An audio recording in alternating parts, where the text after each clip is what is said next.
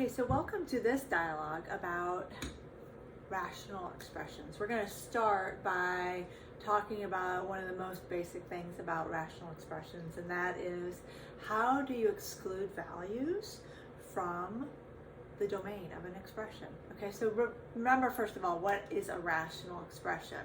And a rational expression is nothing more than a polynomial in the numerator divided by a polynomial in the denominator. So it could be 5 over 2x or x plus 3 over 2x minus 7. Any kind of polynomial in the numerator divided by a polynomial in the denominator yields what's called a rational expression. So, as you probably remember, we can never divide by the value 0. It just doesn't really make sense. If you want to think about it, think about what would happen if you had an apple in your hand and you wanted to divide it into 6 parts. Okay? Divide that apple into 6 parts. That would be dividing by 6. Now, same thing. What if you had that apple in your hand and you tried to divide it into 0 parts? Doesn't even make sense, does it? You can have it in 1 part, that's the apple itself. Or you could divide it in half and be 2 parts. Or any other value, but you can't divide by 0. So we want to prevent that by deciding what numbers are going to generate a value of 0 in the denominator. And when we find those numbers, we're going to exclude them from the domain. Okay, so we're going to examine the denominator.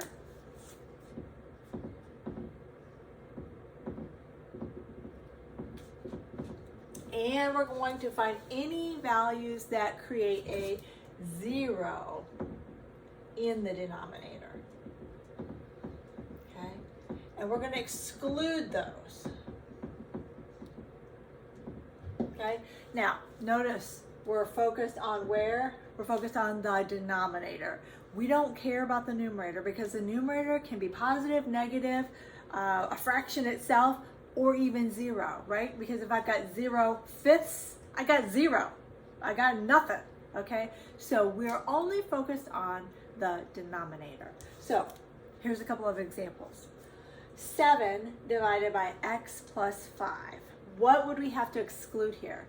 And all we're looking at is the denominator, and you can probably figure out what we're going to do here. We're going to figure out what's going to cause a 0 in the denominator and exclude it from our domain. Okay, so if you didn't know what to do, we would just take that denominator, x plus 5, and set it not equal to 0, because we can't have the denominator equal to 0. And then we would just solve for x by subtracting 5 to the other side. And we would say x cannot equal -5. Well, if x can't equal -5, what can it equal? It can equal anything else. Okay, so we can just say for this one, x cannot equal -5.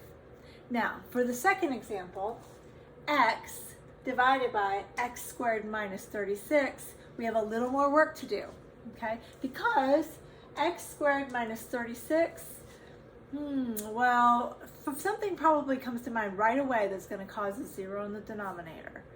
And if you said positive 6, you would be absolutely right, but it's not the only thing, okay?